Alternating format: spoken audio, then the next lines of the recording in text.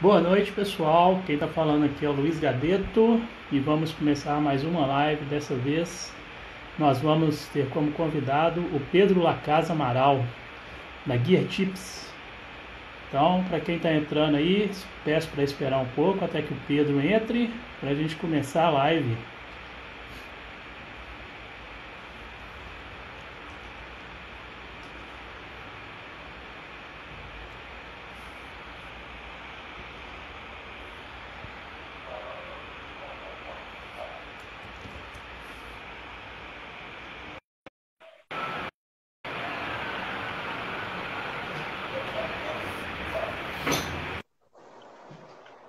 E aí, Luiz, tudo bem? E Tá me aí, ouvindo?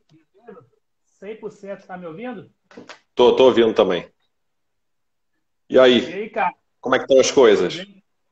Preso Olha, em estamos aí casa, aí em BH? preso em quarentena e trabalhando muito. E você? Também, mesma coisa. De casa, mas trabalhando acho que mais ainda. Ou pelo menos, enfim, É, trabalhando de uma forma diferente, né? sim, a gente está aprendendo a trabalhar. Eu, no meu caso, né? Eu estou aprendendo a ficar em casa. É bom que eu estou trabalhando mais no escritório. Eu acho que é o momento da gente organizar algumas coisas que a gente acaba não organizando no dia a dia, porque tá fora, porque é falta de tempo, etc. Agora, não que a gente tenha tempo sobrando, mas que é o momento realmente de acho que organizar as coisas dentro de casa, dentro da empresa, aquelas coisas que ficam para depois, geralmente, né? Sim, sim. E acaba também que é um momento que a gente acaba tendo novas ideias, acaba se adaptando e, né, evoluindo. Querendo ou não, a gente acaba evoluindo e vão surgindo novas ideias e tudo mais. Bom, Com Pedro, certeza. vou passar um recadinho para o pessoal aqui, só para eles saberem como funciona a live, tá? E aí depois você se apresenta, ok? Beleza. Bom, galera, seguinte, sejam todos bem-vindos, tá? Nessa live a gente vai conversar com o Pedro aqui sobre equipamentos para hike e trekking. Eu gostaria de pedir para vocês para ficarem apertando aqui, ó, coraçãozinho do lado, que isso aí vai notificar os seus amigos para participarem da live. Aqui no lado tem um botãozinho que é tipo uma interrogação. Por esse botãozinho vocês podem enviar perguntas, tá? E aí no final da live, na hora que a gente acabar o papo aqui dos nossos tópicos, eu vou anotando as suas perguntas e vou mandando aqui para o Pedro responder, ok? Bom, Pedro, se apresente. Bom, você falou, eu sou Pedro Lacais Amaral. Eu. Você quer uma apresentação rápida ou uma de um pouquinho mais elaborada, assim, um pouco mais. Contando um pouco da Fique história também?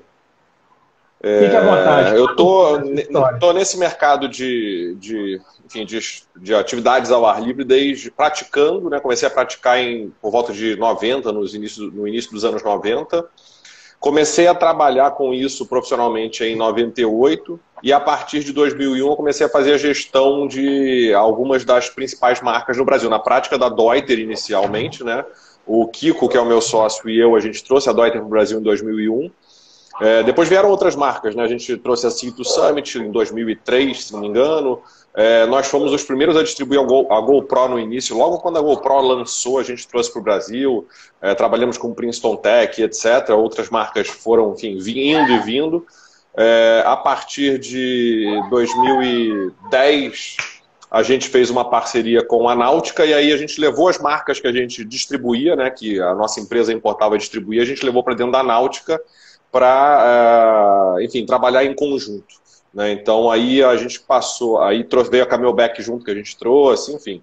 E hoje a gente faz a gestão dessas marcas, né? Hoje, basicamente, Aztec, Camelback, Deuter, Cito Summit, Snake, todas essas marcas a gente faz a gestão aqui no Brasil. Né? Então, assim, desde 2001 já tem um bom tempo aí, quase, né? Vai fazer quase 20 anos agora, já ano que vem, né? E enfim, e aí a gente está nesse mercado aí já trabalhando esse tempo todo. Originalmente, eu estudei engenharia química, que não tem nada a ver com isso, mas me deu um embasamento muito bom para, obviamente, várias outras coisas. Né? Depois fazer administração, marketing, etc. E aí, ou seja, hoje, basicamente, eu faço a gestão dessas marcas, e junto com o Kiko. E aí, em 2016, a gente lançou o projeto Gear Tips. E a gente sentiu necessidade de começar a passar para o consumidor final um conteúdo mais técnico sobre equipamento.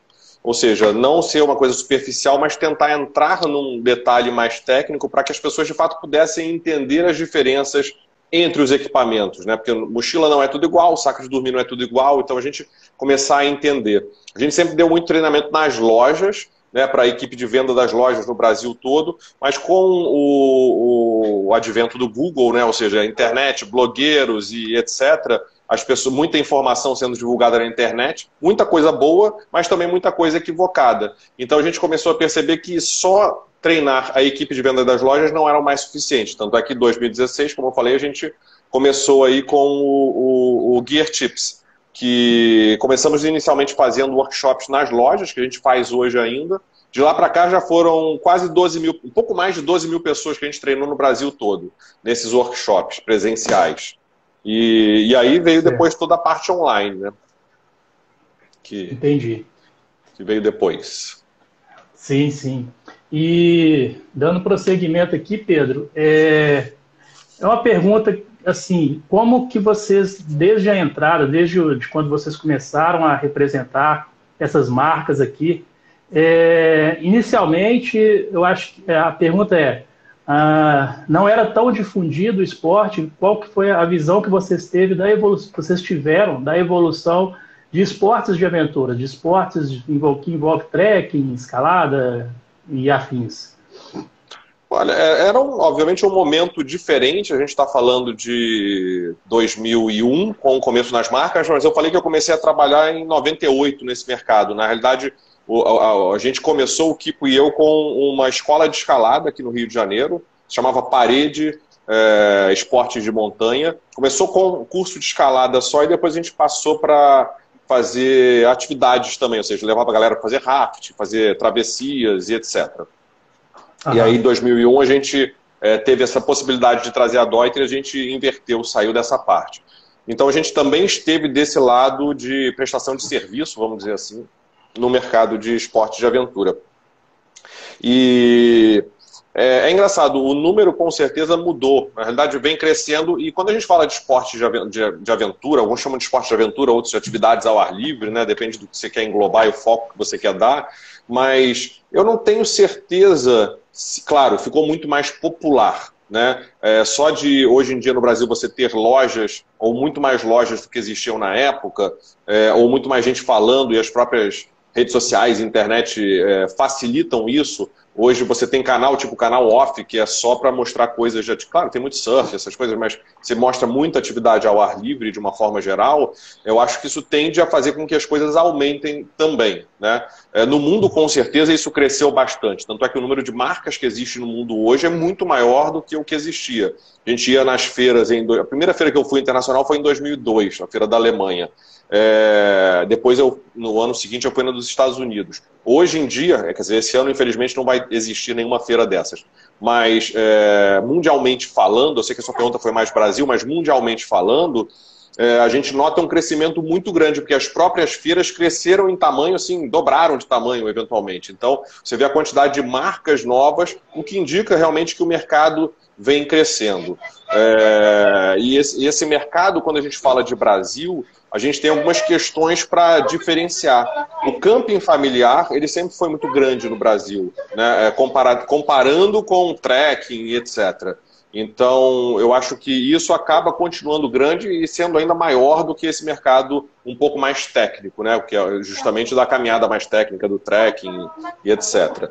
Mas ele cresceu com certeza, mas é difícil da gente definir realmente como ele cresceu, porque eu acho que os praticantes estavam aí, a gente teve mais acesso de novo, à divulgação e etc., e hoje em dia a gente tem também uma questão que é bem interessante, que as pessoas estão tão focadas na tecnologia que cada vez mais estão buscando também sair um pouco da tecnologia, né? Então você tem, eu acho que uma evolução do mercado no sentido de não só equipamentos e marcas e etc. no mundo. No Brasil, infelizmente, vem menos por questões do custo do Brasil, de ser difícil trabalhar no Brasil e etc. Então a gente tem menos acesso a isso tudo, mas de uma forma geral eu acho que o mercado vem crescendo.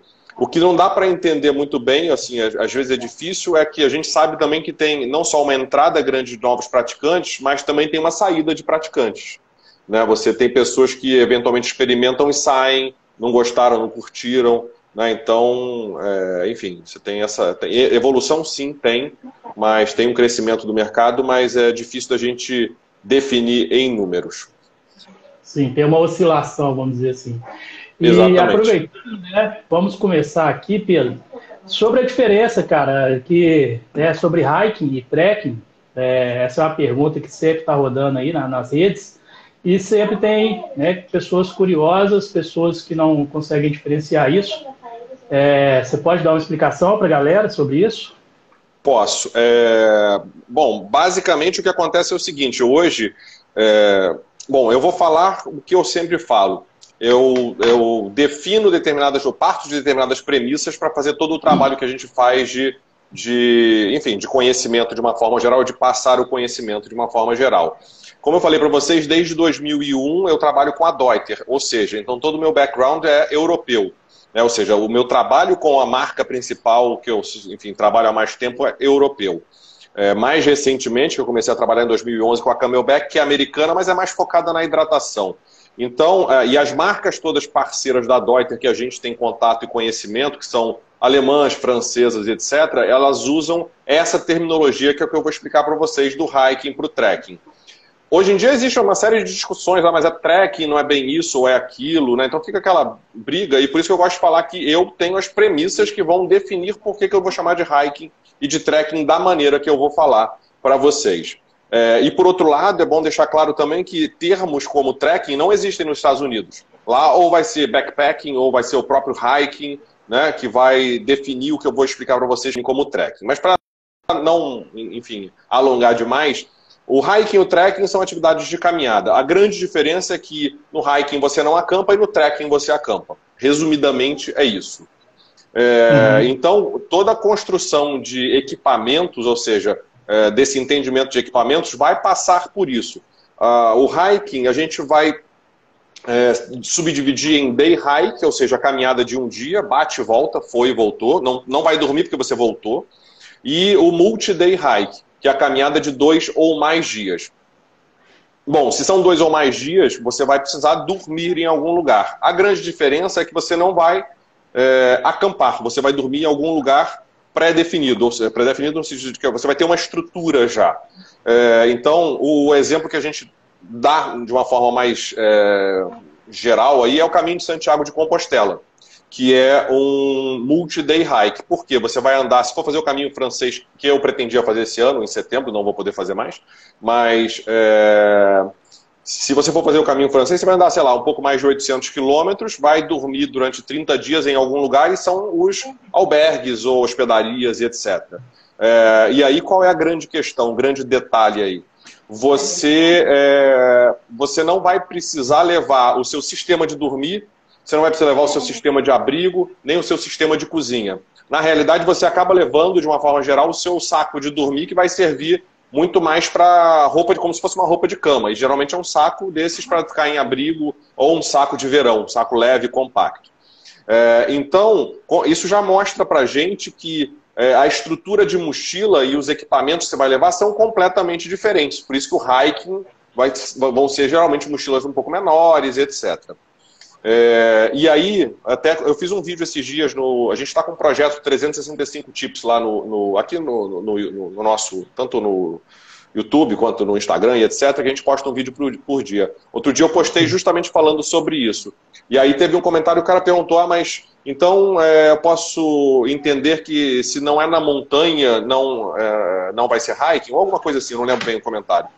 E aí vale... Então, reforçar isso, porque eu dei o exemplo justamente do Caminho de Santiago, né? Não, o multi-day hike ele pode acontecer em qualquer situação. Aí eu dei o exemplo para ele no comentário do Tour do Mont Blanc.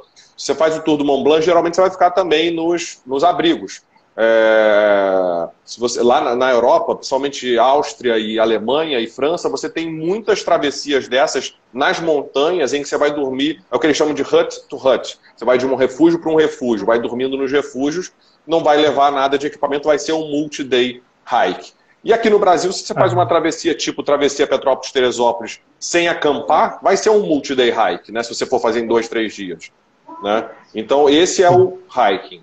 No caso do trekking, é a caminhada de 2 ou mais dias em que você vai acampar. Você vai levar equipamento de camping, porque você não vai ter um abrigo, enfim, pré-estabelecido.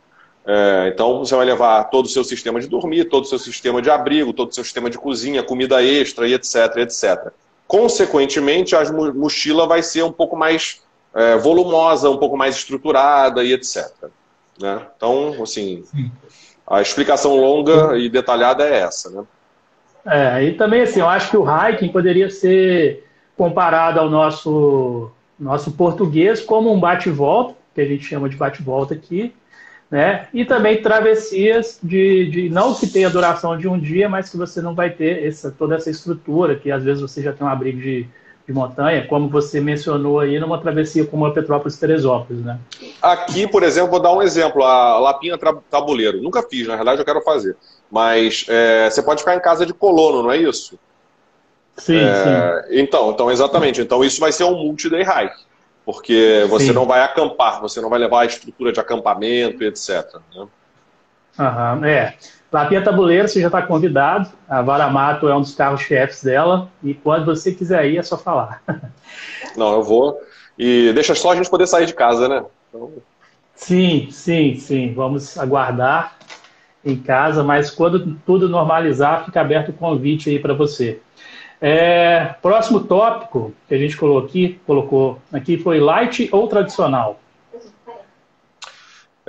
Isso daí é um ponto bem importante, que a gente até tem um workshop só sobre trekking light. Né? A gente tem iniciando no trekking, que eu falo um pouquinho de trekking light, e tem esse especificamente que é explicando o que é o trekking light. Hoje, as pessoas acabam falando que, não, tem que ser leve, tudo tem que ser leve. É claro, quanto mais leve for, melhor para todo mundo, né? Você vai levar menos peso, vai sofrer menos, vamos dizer assim, para transportar tudo. Mas a primeira coisa que eu gosto de falar é o seguinte: a gente tem que, enfim, cada um tem o seu barato. A gente tem amigos que gostam de levar assim, uma mochila pesadíssima só de comida porque fazem verdadeiros banquetes. Esse cara não vai ser light nunca. Mas então, é o barato dele, entendeu? Então, primeiro a gente tem que observar essas questões individuais de cada um, que o que é bom para um não necessariamente é bom para outro. Então, tem que respeitar a opinião de cada um. Então, eu gosto sempre de começar falando isso. Né? Agora, para você ir leve, o que você precisa ter, obviamente, é um pouco de experiência, para saber no que você pode realmente começar a abrir mão. Né? Ou seja...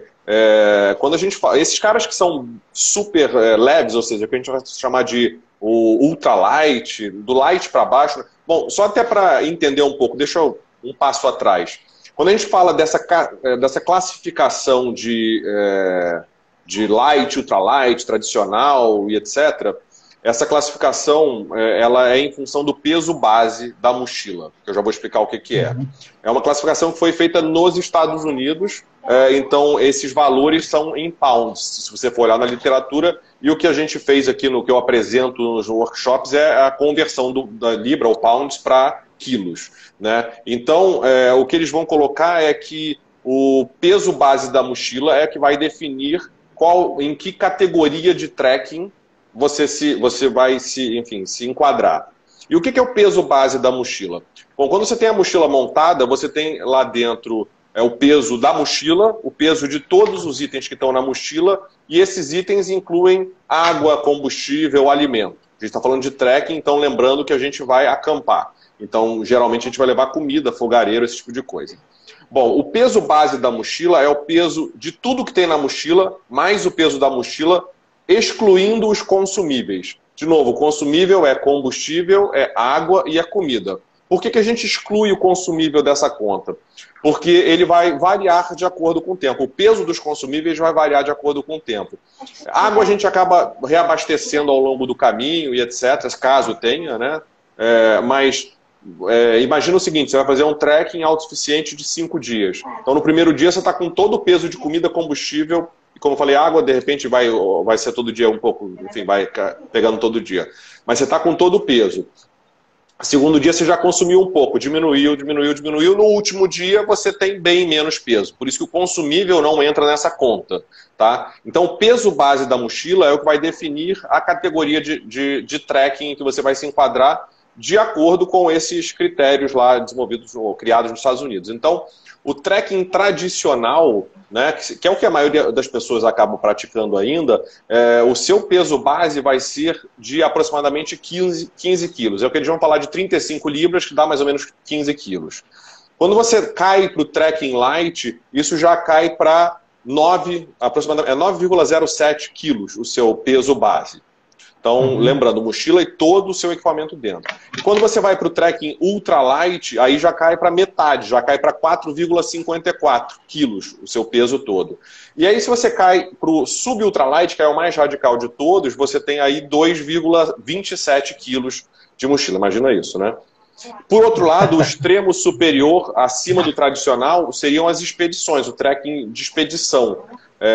Em que você precisa levar mais equipamento ou barraca mais pesada, etc. E a gente está falando aí de 30 quilos de peso base. Então você vê que tem essa correlação aí e a gente começa a precisar entender um pouco mais sobre equipamento. Hoje você tem equipamentos super leves no mercado, super caros também a maioria deles. Algumas coisas mais simples você consegue até improvisar e etc. Mas a grande questão que eu gosto de falar e de colocar é o seguinte: atenção. É importante reduzir o peso? Claro, porque a gente vai levar menos peso, mas não vai sair comprando coisas leves só porque são leves. Quando a gente faz o workshop de saco de dormir, a gente ouve sempre relatos, e também chega pra gente por e-mail, etc., de pessoas que acabaram indo nessa onda do trekking light, foram numa loja ou até pela internet, compraram um saco tipo Micron da Náutica, ou Dreamlight 500 da Deuter, que são leves, 500, 600 gramas, só que são sacos de verão, né? E o cara comprou para ir para um local mais frio e quase entrou pelo cano, porque passou um frio miserável e quase morreu. Por quê? Porque está nessa de tem que ser leve, mas sem entender o conceito por trás disso e mais ainda, entender se de fato naquela situação você pode ser leve, porque o leve muitas vezes é um comparativo né, que vai acontecer na situação. Então você imagina, o cara que vai para o trekking ultralight, né, que vai ter um peso base de 4,5 kg, a mochila vai ser super leve, etc. O saco de dormir leve, eventualmente ele nem usa um saco de dormir, vai usar um quilt, que é aquele saco de dormir pela metade, só a sua parte de cima, um isolante de meio corpo, o resto ele vai usar a mochila para se proteger e etc. Só que um cara desse vai ter muito mais dificuldade de ir para uma temperatura mais baixa, fazer um trekking em, sei lá, 0 graus de temperatura, sei lá, entendeu? Então ele talvez não tenha condição de estar tão leve numa situação tão fria. Por isso que eu digo que trekking light não é para qualquer um e não é qualquer situação. A gente tem que ter todo um trabalho de chegar e progredir até o conceito de trekking light, né? Eu acho que isso aí também depende muito de onde você está indo, né? Em regiões mais frias, por exemplo, eu tenho muito, né? Por exemplo, travessias como Serra Fina, no geral na Mantiqueira.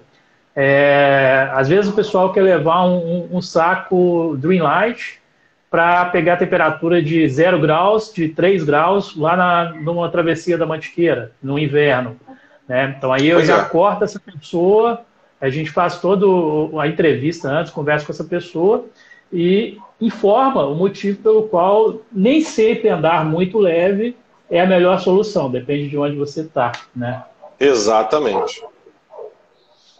Isso é fundamental que as pessoas entendam, porque aí, veja bem, não é falando que não pode ser, não, você procure ir o mais leve possível, mas dentro de, obviamente, o que faz sentido, né? Sim, tem que usar o bom senso, né? Exatamente. Isso. Bom, Pedro, dando continuidade aqui, agora vamos passar para a parte de equipamentos. A gente vai falar sobre mochila, sistema de dormir, sistema de abrigo. Eu te deixo, né, livre aí para você falar na ordem que você achar melhor, tá? E explicar detalhes de cada um desses sistemas aí, desse tipo de equipamento. Eu vou dar uma visão um pouco geral, né? Porque assim, a gente quando faz esses workshops quase, sei lá, são 1h30 de workshop para cada um desses itens, então a gente vai dar uma visão mais geral. Eu não sei se tem pergunta aí da galera também que a gente já possa respondendo sobre esses temas, né?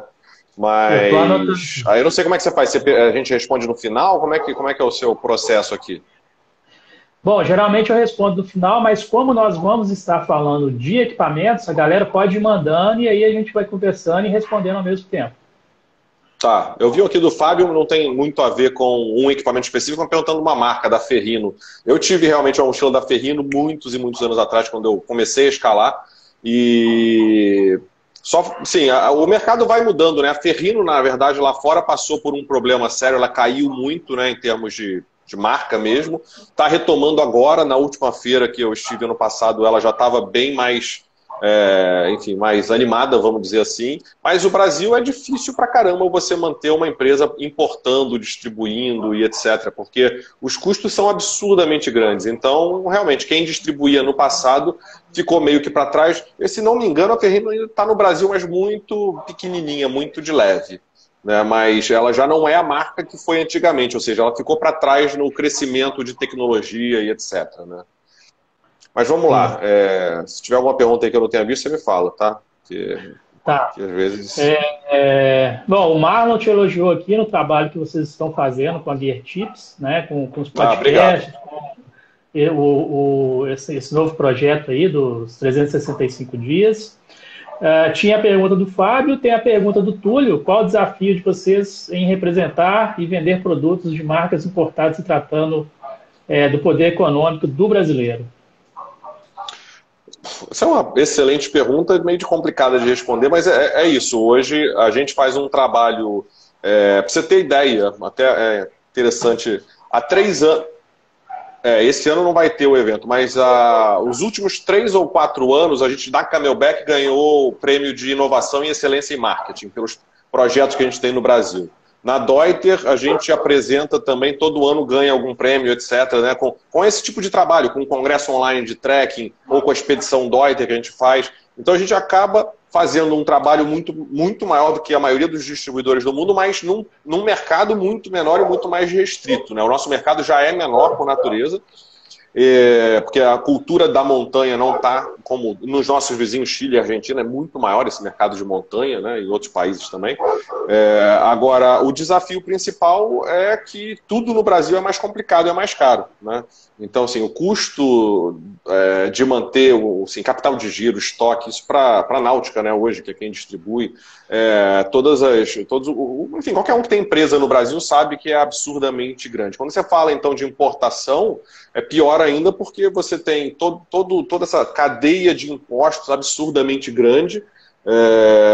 Você precisa se programar para 6 meses na frente para fazer qualquer pedido, né? Porque, assim, só para a galera ter ideia, que eu acho que isso não fica muito claro. Se a gente coloca um pedido hoje para a Deuter, esse pedido vai levar de 3 a 4 meses para ser produzido, depois ele vai levar de 1 mês e meio a 2 para chegar no Brasil, e eu não sei nem o que vai acontecer 6 meses na frente. Então, como é que esse planejamento é algo assustador de fazer, primeiro ponto. Mas a gente tenta dar um jeito. A segunda questão é que aí sim vem toda aquela cadeia de tributos e etc, que faz o produto ser tão caro como ele é no Brasil, que é mais caro de uma forma geral do que no mundo. A gente está suscetível às questões de variações cambiais, como, por exemplo, agora o dólar está 5 e tal, tudo que foi comprado com dólar a 4 tem que ser pago com dólar a 5. Né? Então você imagina a questão financeira como é que é para todo mundo, né? Isso é complicado. E hoje o mercado está cada vez mais complexo, porque a competição... Assim, é um negócio meio complicado de falar, mas a concorrência ela começou a ficar desleal de formas diferentes. Você tem uma ideia, como é que é um processo hoje de uma marca? De qualquer marca, estou falando de Deuter, de Camelback, de qualquer marca que desenvolve equipamento realmente. Eles têm equipe de desenvolvimento de produto, esse produto é desenvolvido, né, inicialmente, ele vai para campo ser testado, então muitos, no caso da Deuter, a grande maioria dos produtos vai para os guias e equipes de guias alemães e austríacos, principalmente, que estão mais próximos ali. Eles são testados e ajustados, etc., e aí entram, eventualmente, na linha de produção realmente.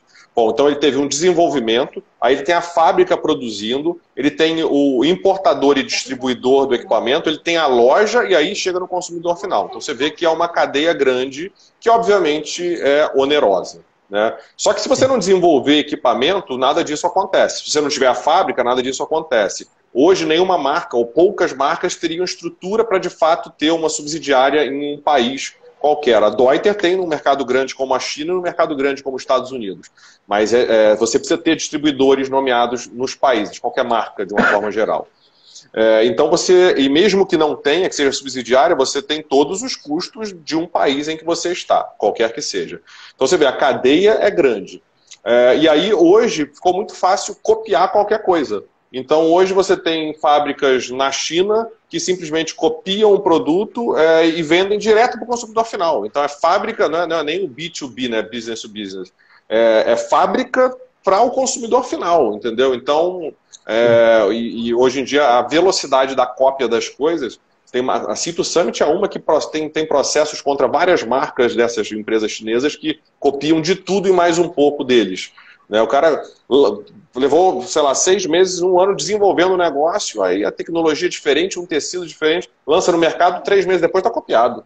Hoje em dia é um problema sério. Então, esses desafios são diversos, né?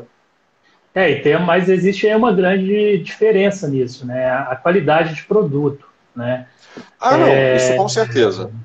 Que é incomparável, né? Vamos pegar uma mochila Deuter, vamos pôr aí que no mercado brasileiro ela seja de um custo, né, um pouco elevado, mas, cara, é um produto que vai durar anos, né? Mesmo eu que utilizo e sou um usuário bem, como se diz assim, bem avançado, né? O equipamento, na minha opinião, o equipamento ele existe para ser usado, né? E não tenho dó de equipamento. Cara, a mochila dura muito, ela é resistente e o conforto, né? Não é puxando o saco nem nada, mas o conforto ergonômico que isso vai trazer para a sua saúde é incomparável, né? Então, assim, é um investimento que pode ser um pouco mais alto na hora que você adquire, mas o custo-benefício e a longo prazo, não só a questão ali de você ter um equipamento bom, é direto na sua saúde, é direto para a sua coluna, por exemplo, né? E de uma forma ou de outra, no seu bolso também, né? Porque você tem um investimento anterior na compra, mas, como você falou, a durabilidade é maior, ou minimamente você tem uma assistência técnica, uma garantia no Brasil mesmo, então qualquer problema você está respaldado. Então, tudo isso acaba fazendo com que esse investimento seja amortizado depois mais rapidamente, né? De alguma forma. E aproveitando aqui, Pedro, o pessoal tem muita dúvida com relação à garantia da Deuter, se a mochila teve uma avaria ali, teve um corte, teve uma descostura, como que funciona? Isso é bem importante da gente dissociar duas coisas. Uma coisa é garantia. A garantia, por lei, é garantia contra defeitos de fabricação, né? Então, porque, obviamente, é um produto manufaturado, pode apresentar defeito, né? A taxa de defeito dessas marcas mais top, tipo Deuter, Camelback, Cito Summit, e outras marcas que a gente não trabalha, mas que estão aí no mercado, sei lá, Columbia, por exemplo, The North Face, a taxa é bem pequena porque tem controle de qualidade, etc. Então, isso é defeito de fabricação, a garantia cobre. Só que, além da garantia, você tem a assistência técnica permanente. Na prática, todas as marcas que a Náutica distribui, e a própria Náutica mesmo, né, a NTK, né, todas elas têm a assistência técnica permanente. A garantia é que muda. Então, tem produto que a garantia são 6 meses, 1 ano, 2 anos, 3 anos. Hoje, da Deuter, a garantia internacional dela é 2 anos a partir da data de compra.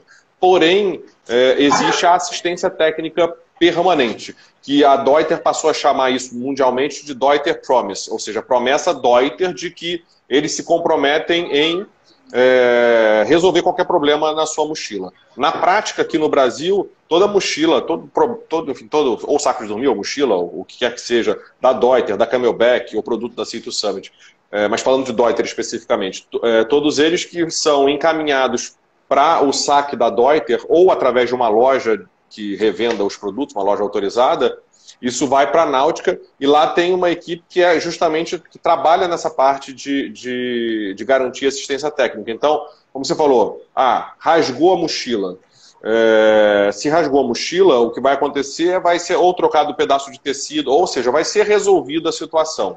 A gente sempre fala para o pessoal enviar para o saque@deuter.com.br primeiro o que aconteceu, de repente mandar uma foto do produto, porque às vezes é algo que é simples que não precisa nem mandar para assistência técnica. Por exemplo, uma fivela quebrou. Se essa fivela é uma fivela que não está costurada, é aquela que só tem a fita passando, é só mandar o que é exatamente que o pessoal vai mandar de volta a fivela correta. Ou o par de fivela, caso não exista mais, é uma mochila antiga, né? Então a fivela igual não tem, então vai o par de fivela para a pessoa trocar, entendeu? Então, ou seja, a pessoa que compra uma Deuter ou qualquer outra marca distribuída pela Náutica tem a certeza de que vai ter o seu problema resolvido, qualquer que seja, né? Ok, muito bom. Bom, vamos lá. Você quer falar sobre os sistemas, você quer falar sobre os produtos ou continuamos nas dúvidas? Aí você que é o líder aqui, você que é o nosso guia. Eu acho que tá legal as dúvidas, e eu acho que o pessoal, a grande maioria também deve seguir aí os vídeos. Então, né, esses básicos, vão aproveitar que a gente está nessa live e vão responder a galera. Eu acho que é melhor assim. Beleza. Vinham aqui, qual é o endereço que não entendi? É o saque@deuter.com.br. Na realidade para Deuter é o saque@deuter. Para Camelback é o saque@camelbackbrasil.com.br. Da Cito Summit é o saque@citosummit.com.br. Da Aztec é o saque@aztec.com.br. Da Náutica é o saque@nautica.com.br e assim por diante. A maioria deles é saque, né? Saque, a marca, né? A marca. A única que não é só o nome da marca é a Camelback, que é a Camelback Brasil, né? Da Snake, todos eles são a mesma coisa. Beleza. Bom, o Eliton mandou aqui, o saco Zion da Aztec realmente suporta -5? Eu nunca experimentei, nunca peguei, então não posso dizer, assim, afirmar categoricamente, porque, por exemplo, o que eu uso é o Astro Pro 400 da Deuter, já peguei temperatura baixa e tranquilamente. Mas a gente tem relatos de muitas pessoas que adoraram esse saco e que foram, de fato, para temperaturas, eu não sei se -5, mas próximas ou baixas temperaturas. Então, eu acredito que sim, na prática vai funcionar. Ele, na realidade, é um saco meio híbrido, porque ele tem um pouco de pluma e um pouco de enchimento sintético. Então, ele acaba tendo enfim, ele é diferente nesse sentido, vai ter pluma na parte de cima, fibra na parte de baixo, então vai acabar dando uma proteção bem interessante. Agora, o ponto importante é o seguinte, que aí já pega um pouco falando sobre saco de dormir. Esse entendimento da faixa de temperatura. Hoje as pessoas ainda têm muito o entendimento de que o que está escrito tem que ser aquilo, mas só que existem primeiro os fatores individuais de sensibilidade ao frio, que vão variar de pessoa para pessoa, e isso é muito importante que as pessoas entendam. Ou seja, se você é muito magro, geralmente você acaba sentindo, estatisticamente falando, tá, gente? Porque é claro que tem sempre exceção, mas se você é muito magro, você sente mais frio normalmente. Se você está muito acima do peso, e não é porque você está acima do peso que você vai sentir mais frio, mas é porque você, de uma forma geral, vai ficar muito mais cansado quando for fazer o trekking. Isso vai fazer com que o seu metabolismo na hora de dormir esteja mais debilitado, você pode sentir mais frio. Mulheres, de uma forma geral, sentem mais frio do que homem. Então você tem todas essas questões. Tem a própria falta de experiência também, vai fazer com que, eventualmente, você não durma adequadamente, né? Você não conhece, não sabe e tudo mais. É comum, por exemplo, que as pessoas que estão com muito frio e não conhecem muito bem como é que funciona ali, como é que você deve se comportar, acaba pegando tudo quanto é roupa que tem na mochila, inclusive a anorak, bota e entra no saco de dormir, e aí você acaba impedindo o funcionamento adequado do saco de dormir, né? Porque saco de dormir, assim, em linhas gerais, você tem o tecido externo, o tecido interno que está em contato com você e o enchimento.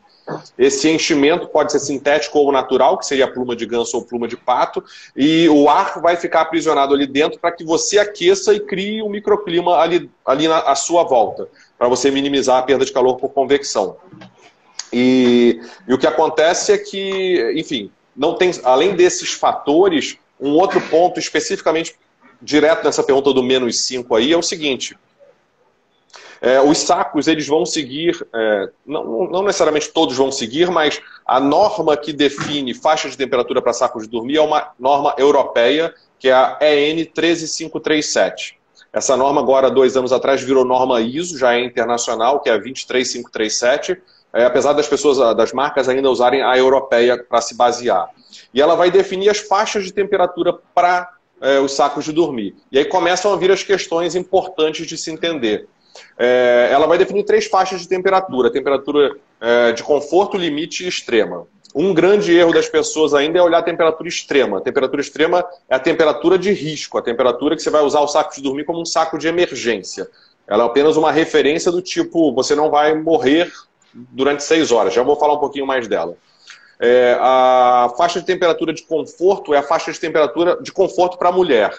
A temperatura limite é a temperatura de conforto para o homem. Porque, como eu falei antes, o metabolismo do homem e da mulher são diferentes na média e a diferença dá aí mais ou menos uns 5 graus na maior parte dos sacos de dormir de diferença.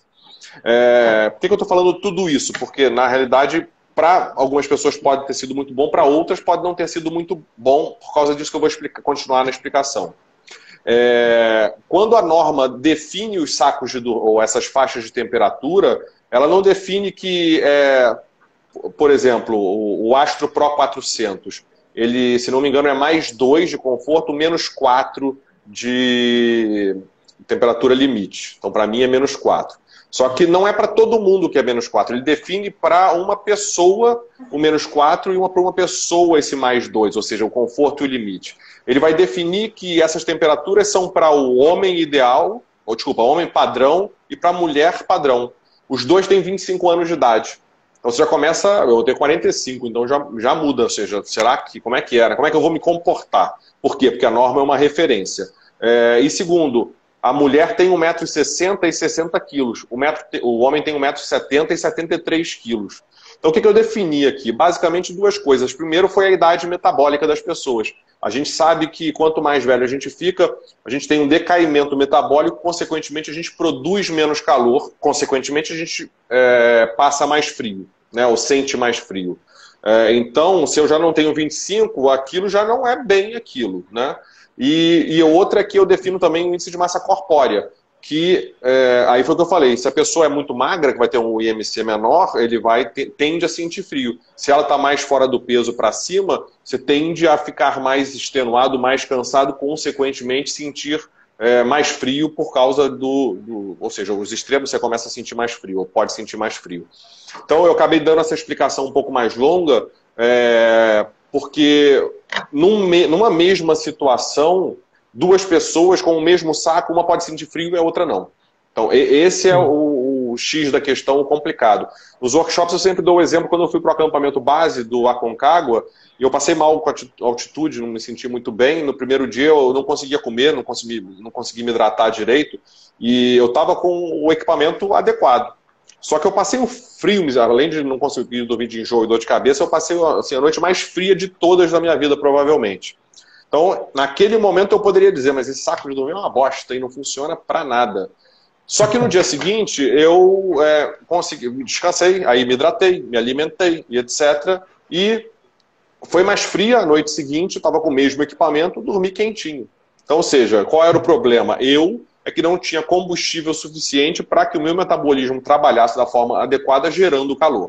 Então, o saco de dormir é o equipamento mais complexo de se comprar, eventualmente, ou de se escolher, né, ou pegar emprestado com um amigo, o que seja, porque tem essas variáveis todas que a gente tem aí para escolher. E só complementando para a gente ir para outra pergunta, um ponto interessante é que às vezes o cara investe num saco de dormir fantástico para aquela situação, mas leva um isolante vagabundo. Aí vamos lá, sistema de dormir. Por que é sistema de dormir? Porque eles têm tudo no sistema de dormir, que minimamente é o isolante térmico e o saco de dormir, eles têm que atuar em conjunto.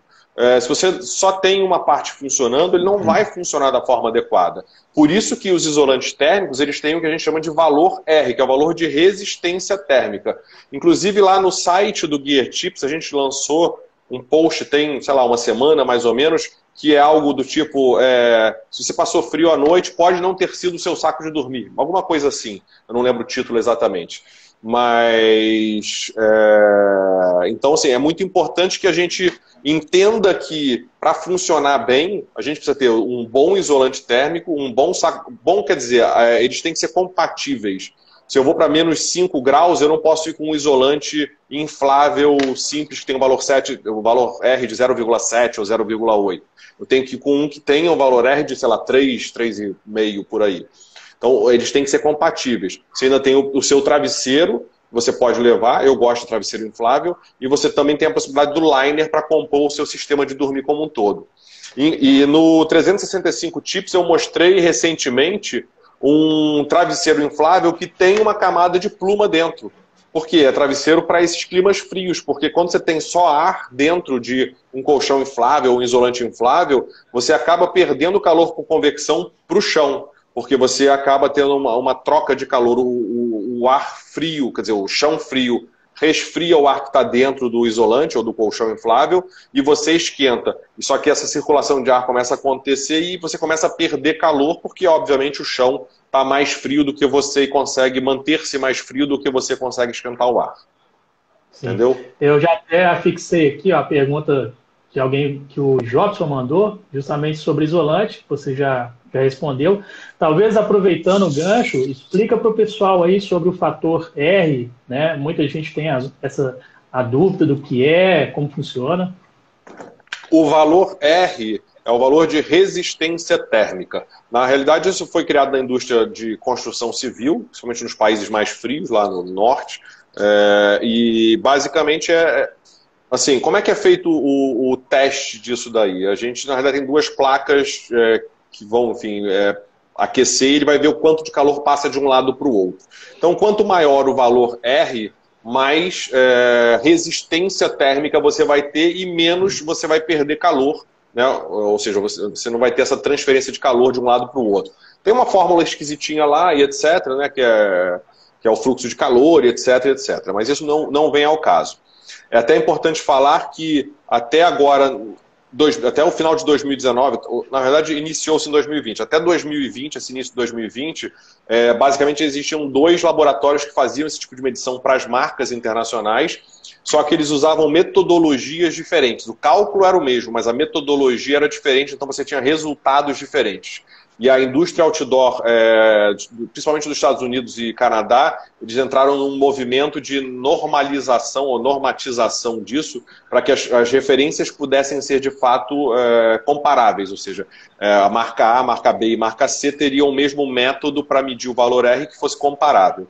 Então, a partir de 2020 é fácil comparar, porque o valor R é utilizado o mesmo método para todo mundo. Mas na prática é o quão isolante ele vai ser, ou seja, o quão resistente a permitir que o frio chegue até você ou que você perca o seu calor para o chão ele vai ser.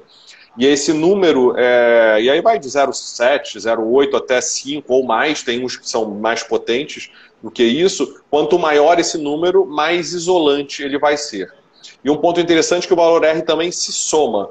Ou seja, se você tem 2 isolantes um por cima do outro, um de valor R2 e um de valor R3, você vai ter um valor R resultante de 5. Né? E isso é muito comum utilizar em alta montanha, não só para a questão de você ampliar o valor R, mas porque também por questões de segurança, porque é comum que em alta montanha o pessoal use um isolante inflável ou autoinflável e embaixo um de EVA. Porque você imagina, você frio miserável, se fura o seu inflável, você está roubado, né? Então, você tem minimamente de EVA para proteger ali, né? Sim. Bom, o Pedro, olha só, nós já estamos com 47 minutos de live, tá? O Instagram derruba a live com 60 minutos. Então, vou deixar avisado aqui para o pessoal e vou te perguntar, caso caia, vocês vão ficar mais meia hora aí depois? Eu posso abrir uma nova live? Como está seu tempo aí? Podemos. Tá. Estou em casa, né? Não tem muito o que fazer agora, né? Tem que dar atenção para a família, claro, mas eu acho que eles já estão sem paciência comigo, de todo mundo junto o tempo inteiro, né? Então... Cara, são dias de resistência. Bom, eu vou te mandar uma pergunta aqui, eu não sei se tem muito a ver, se você vai saber responder, porque eu não sei se você tem contato com esse dispositivo, mas eu vou anexar aqui, sobre o Spot, tá? O Antônio colocou aqui, ó, você conhece algum dispositivo similar ao Spot?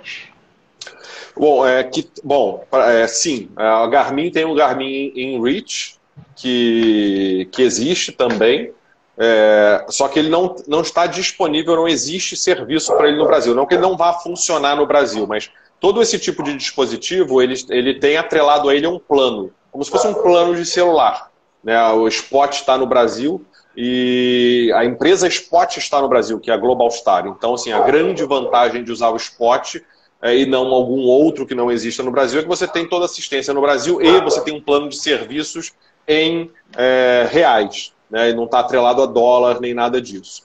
E, aliás, posso fazer uma propaganda? Os membros do Gear Tips Club têm 25% de desconto no Spot, tanto nos dispositivos, no Spot Gen 3, no Spot X ou Spot X, que é o mais novo, e também na anuidade, no plano anual lá. Então, sim, existem outros. Hoje vai ser o Garmin InReach, que vai ser o maior concorrente mundial da Spot, mas que não está presente no Brasil. Então, assim, minha sugestão, recomendação, eles são parceiros nossos também, mas não só porque são nossos parceiros, mas porque realmente o que a gente consegue ter no Brasil de assistência, eu acho que é mais interessante sempre, né? Para a gente depois, quando tem um problema, não ficar a ver navios, né? Sim. Vou mandar aqui, ó, deixa eu ver uma outra dúvida aqui. Desculpa, só complementando, no nosso canal no Gear Tips, a gente tem vários vídeos sobre Spot, explicando Spot, configuração de Spot. Então, quem tiver interesse, dá uma olhada lá depois. Aproveita, antes que acabe os 60 minutos, explica aí sobre o Gear Tips, o Gear Club, né, para quem não conhece, para quem quer saber mais. Beleza. Bom, vamos lá. O Gear Tips, obviamente, está em movimento, em crescimento, mas ele é um ecossistema que está sendo desenvolvido para conectar, capacitar e equipar praticantes de atividades ao ar livre, esportes de aventura de uma forma geral. Então a gente começou, como eu falei logo no começo, com a geração de conteúdo, né? Ou seja, a gente tem uma geração de conteúdo bem grande, né? Não só em vídeo, mas congressos online. A gente tem hoje, já foram 3 congressos online, 2 de trekking e 1 de trail running, são mais de 120 palestras gravadas, que inclusive estão abertas, liberadas para quem quiser assistir. Tudo isso hoje faz parte da geração de conteúdo do Gear Tips. E a gente criou o Gear Tips Club, em que a gente tem lá dentro diversas categorias de parceiros. Então temos, até como a Varamato, né? São agências e operadoras, a gente tem cursos, equipamentos, lojas de equipamentos, marcas de equipamento, por isso que eu falei que o Spot dá 25% de desconto para quem é membro do Gear Tips Club. Hoje são mais de 300 parceiros ou benefícios diferentes lá dentro e, obviamente, a gente vem crescendo. Diga. Não, aqui ó, só estou apontando o Gear Tips aqui. Sim. E inclusive a gente está trabalhando já numa plataforma exclusiva que vai ser o geartips.club, em que aí vai ficar muito mais fácil, porque hoje ele está meio perdido dentro do site do Gear Tips. A gente até já tem umas conversas sobre isso, né, Luiz? De exposição dos parceiros melhorada, etc., experiência do usuário. Então a gente já está trabalhando forte nisso para facilitar a vida de todo mundo. Então a ideia, quando a gente fala de capacitar, não é só o conteúdo que a gente tem aberto, mas a gente está começando a desenvolver cursos e conteúdos exclusivos para os membros dentro do Gear Tips Club. A parte de equipar é justamente toda a parte de... e também não só isso, mas também a parte dos cursos. A gente tem cursos com o pessoal da Outward Bound, com a própria Samantha Chu, que você é parceiro, acho que você está com a camisa dela, né, da Wilderness Medical Associates International. Então, sim, curso de primeiros socorros em áreas remotas, curso de escalada em rota, ou seja, é para todo mundo que quer se capacitar melhor enfim, e o conectar, porque a gente está trabalhando realmente num sistema também em que as pessoas consigam se conectar cada vez mais. E essa conexão não é só a pessoa com a gente, não, é a pessoa com, eu quero fazer, sei lá, travessia Lapinha Tabuleiro. Então, assim, quem faz isso? A Varamato faz isso. Então, a gente conseguir conectar. Eu quero comprar tal equipamento, quem vende? Aqui. Eu quero fazer um curso disso, é ali. Eu quero, sei lá, me hospedar num hotel dentro do Parque Nacional de Itatiaia. É o Hotel Donati, que é parceiro. Então, ou seja, você começa a criar essa rede de parceiros para facilitar. E aí a ideia é começar localmente, ou seja, Brasil, mas em função dessa facilidade toda que a gente tem de relacionamento com as marcas no mundo, a ideia é que é para daqui... Bom, era para daqui a 1 ano, né? Mas agora deve ser para daqui a 2 anos, porque com esse problema todo, né, tudo ficou mais devagar, mas a gente começar a expandir para o mundo também o Gear Tips Club. Sim. Beleza, gente? Aproveitando, né, cara, esses dias aí de casa, de confinamento, de quarentena, a dica, né, de seguir aí o conteúdo do Gear Tips no YouTube, né, fala novamente dos vídeos que vocês estão lançando diariamente. A gente, uma coisa é que, para quem não sabe, a gente tem os congressos online, eles acontecem, o de trekking é em dezembro, a gente fez um em dezembro de 2018, e em dezembro de 2019 a gente fez o segundo. No primeiro, só para você ter ideia, a gente teve 14.512 pessoas que assistiram, foram 36 palestras, 28 palestrantes. Nesse segundo de trekking foram 52 palestras, 52 palestrantes, a gente partiu para a ignorância em termos de quantidade de palestrante. Geralmente esse congresso ele é gratuito durante a semana que acontece. Ele começa numa segunda e termina num domingo. E depois isso vai para dentro da área de membros do Gear Tips Club, para os membros, enfim, assistirem quando quiser, quantas vezes quiserem. E em função dessas questões todas de todo mundo em casa, é o momento da gente aprender mais, então o acesso está liberado para todo mundo. Então é só entrar no congresso.geartips.com.br, ou também, se entrar no nosso Instagram, vai estar lá nos links da bio, tem aquele Linktree que tem vários links lá dentro, está lá com os links do congresso também.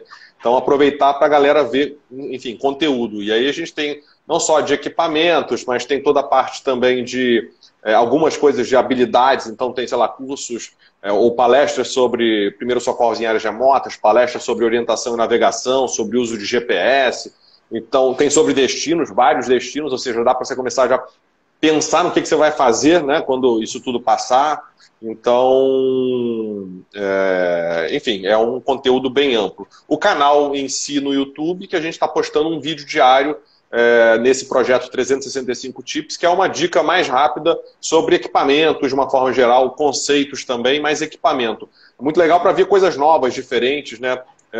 A gente costuma trazer coisa de fora, passo numa loja lá fora, vejo um negócio diferente, acabo comprando para mostrar. Então, assim, tem isso também de interessante. E às quintas-feiras, estava parado, agora voltou, tem o que a gente chama de Look Inside, que é uma visão um pouco mais... não chega a ser um review super aprofundado, mas é uma visão sobre algum equipamento específico, né? Ou seja, conteúdo tem pra caramba. É só o pessoal querer consumir um pouquinho dele, né? E agora é uma boa oportunidade para consumir esse conteúdo. Bom, ô Pedro, tá chegando aqui, eu acho que 2 minutinhos vai cair a live, tá? Então, para quem chegou agora, a live já está no final, pelo tempo aqui do Instagram. Eu vou abrir novamente essa live, tá? Então, vocês voltam. E aí a gente tem aí um segundo tempo aí, como se diz? Futebol? Sei lá, o tempo extra, mas as perguntas foram colocadas aí, a gente consegue ver depois? Boa pergunta. Mas eu vou te mandar uma aqui, ó, da Sampaio. Boa noite. Qual a mochila Deuter que recomendaria para mim? De 3 a 4 dias, creio que isso aqui seja 1,62 m o tamanho dela. E eu vou anotar... então a gente responde na volta. Tá. Beleza. Então, beleza. Você pode responder, vai dar tempo. Responde. Vai. E aí eu anoto o que tiver aqui, beleza? Bom, falando de mochila feminina, a Deuter também é pioneira, foi a primeira marca a desenvolver mochila feminina específica para o corpo feminino, né, porque é diferente do corpo masculino. E basicamente essas mochilas são as mochilas da linha SL. Hoje a grande parte das principais marcas do mundo tem mochilas femininas também. Mas no caso da Deuter, qualquer versão que tenha o SL, você pode enfim, ir mais certo. É claro que é bom sempre testar e etc., mas seria uma mochila interessante para você. Agora, a grande questão é o seguinte, 3 a 4 dias. De novo, o 1,62 m, ok, eu acho que qualquer mochila SL vai te atender bem. Mas o 3 a 4 dias é que vai depender do que você vai levar de equipamento ou para onde você vai. Porque se você vai...